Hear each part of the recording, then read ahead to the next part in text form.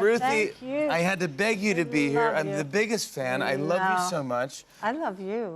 Should we no. just stop here then? Can we just stop We're here? done. Okay. We have So an nice. upstate New York connection. I We have a know. London connection. The food connection. You know, you really know in the restaurant when people come in, who are the food lovers? I mean, and you are one of them. You go and see the chefs first. You look at the menu. You talk about everything. You are a food person. No, but you're so personable and helpful and nice and happy. You talk to everybody. You treat everyone like $1 million. And I went in, I just was like, I'm a fan. And you're like, no, I know you, Jimmy. And you kind of knew who I was, but not really. But I think Lauren introduced us. And I was like, I'm such a fan. You're like, well, come see the kitchen. Come meet the chef. Come, do you want to see the oven? All you want to do is sit down and eat. Probably. No, I wanted to meet you, but look, the oven is right out in the open. That's our wood oven. That's so you can see where all the food gets done. And I'm telling you, this menu, you can close your eyes and just point to anything, and it's the greatest thing you've ever had in your life. Oh, yes, and you're just and you make it so fun. And I was telling you years ago, when I was in college, I started collecting cookbooks. This is when no one really, there wasn't celebrity chefs. No one really had that many cookbooks. I thought maybe I could complete the full collection of just every cookbook. But I started just getting, Joy of Cooking, blah, blah, blah. And someone said, you have to get the River Cafe, the London River Cafe, Ruthie Rogers. That's the coolest cookbook out there. And I brought it, this is the one I had. It's like a mirror, and it's just the coolest cover. Can you see yourself? Yeah, I'm looking at myself right now. We look fantastic. Yeah, we look great, yeah. And so here, it's kind of full circle that I'm having you here, and this is your book right here, which is available this week, Table 4 at the River Cafe.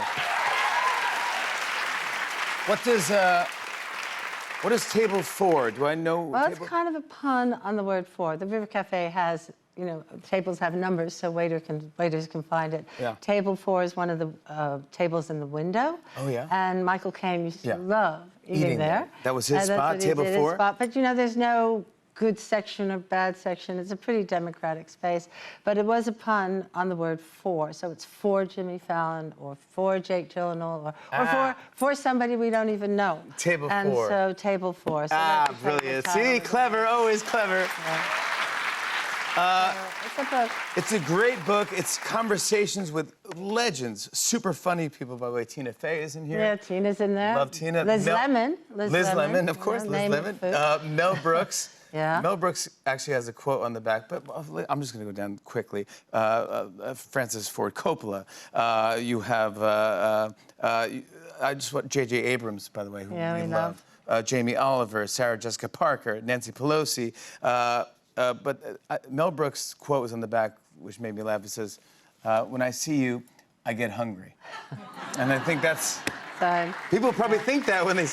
Well, the thing about, so good. About the guests is that what this book is, it's memories. It's your memories, it's stories. I think everybody has a story. And this one is told through the lens of food. And so if I went to, for instance, Paul McCartney and said, can we talk about the Beatles? He might say, been there, done that. Yeah. Or David Beckham about, being a footballer, Nancy Pelosi being Speaker of the House. But if you said, we're just going to talk about food. Who cooked? Did your mother cook? Did your father?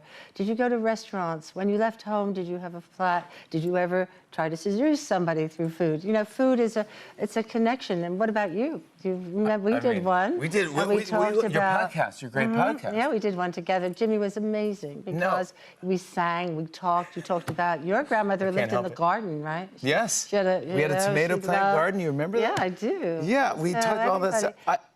But I love that when you go, you just have a conversation. You go, what like Austin Butler, you asked him, what's his comfort food? Anything in the world. What can we make? And he says, peanut butter and jelly sandwich. Peanut butter and jelly. But there was a story about that, though, because his mother was very ill, and she passed away when he was about 22. And he used to come home every lunchtime, and they would have a peanut butter and jelly sandwich. So, that was a memory. And then other people's comfort food might come from a time that their grandmother took care of them. It might come from a time when they were celebrating. People eat out of hunger, of course, first of all. They eat out of sharing or expressing love. There are so many reasons why people cook and eat.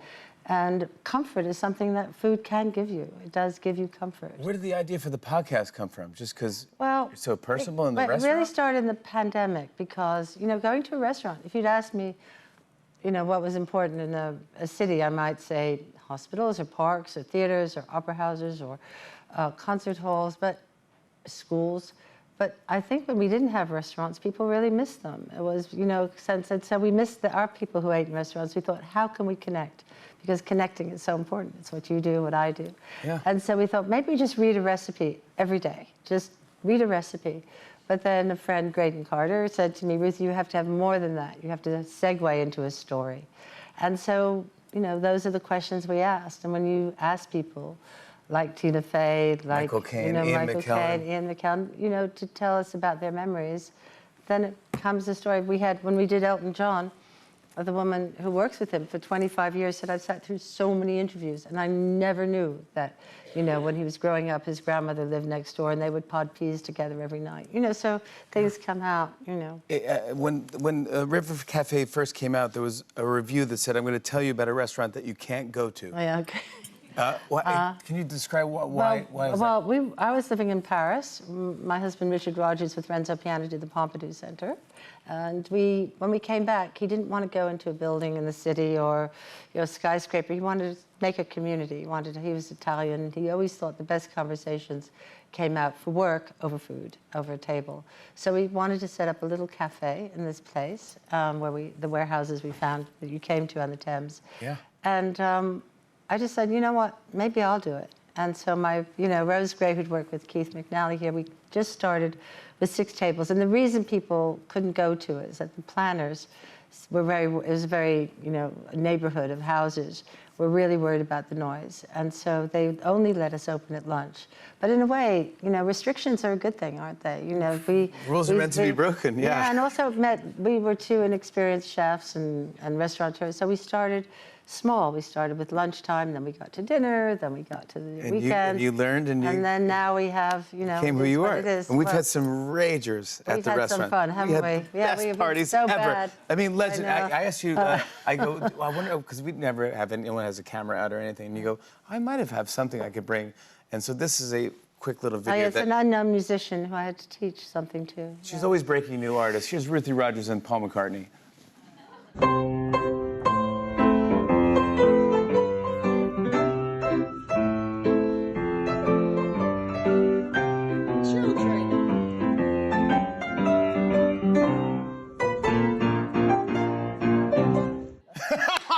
Come on, he'll get there one day. One day. The one and only Ruthie Rogers, everybody.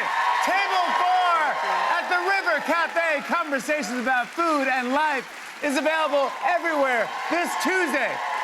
We'll be right back, everybody.